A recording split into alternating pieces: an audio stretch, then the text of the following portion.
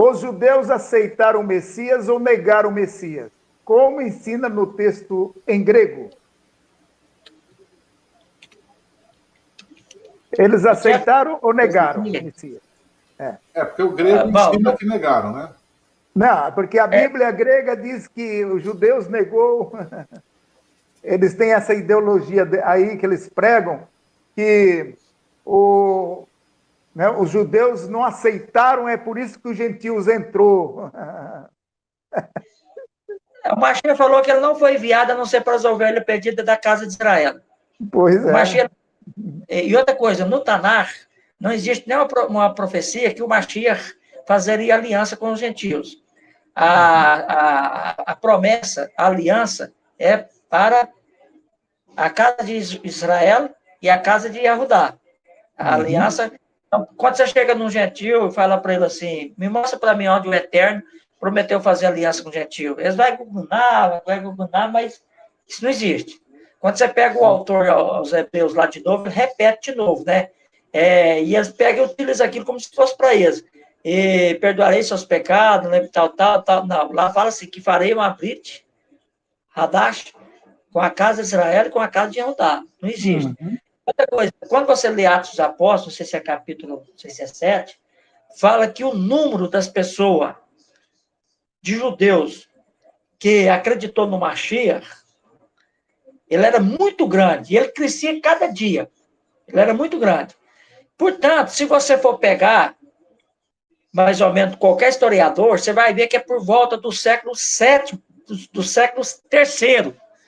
Levou mais ou menos 300 anos para o número de pessoas que eram gentílicos superar as pessoas semitas. Por quê? Quando você pega... Eu estava lendo um livro, e também até vi isso no debate lá no site do Fórum Peshita, a Igreja Ortodoxa Assíria do Oriente, ela iniciou com a tribo perdida, que quando o Reino do Norte foi invadido mais ou menos por volta já ali do ano mais ou menos 722, inclusive o samaritano não gosta, porque diz que muitas tribos foram despertas e levadas para a Síria. E o povo de lá, pagão, foi levado para o Reino do Norte e misturou com os samaritanos lá, né? Aí eles falam que os samaritanos são israelitas misturados, não é israelita puro, não é aqueles israelitas que viviam aqui na terra. Porque, então, a Igreja Ortodoxa Assíria do Oriente, eles eram, no início, chamados de Nazareno. Então, eu estava vendo esse livro do historiador, então, aquelas tribos perdidas ali que formaram essas pessoas da Igreja Ortodoxa Assíria, eles pertenciam às tribos perdidas, né? Então, eles foram muito levados para lá. Então, no certo sentido, aquela grande comunidade que existia ali no norte, ali, no Iraque, essa era formada por judeu. Porque se você pegar do povo que retornou com Esdras, só dá 10% judeu, o resto ficou lá. Você entendeu? Então, quando você vê esse povo que aceitou o Mashiach, essas comunidades, eles, primeiro,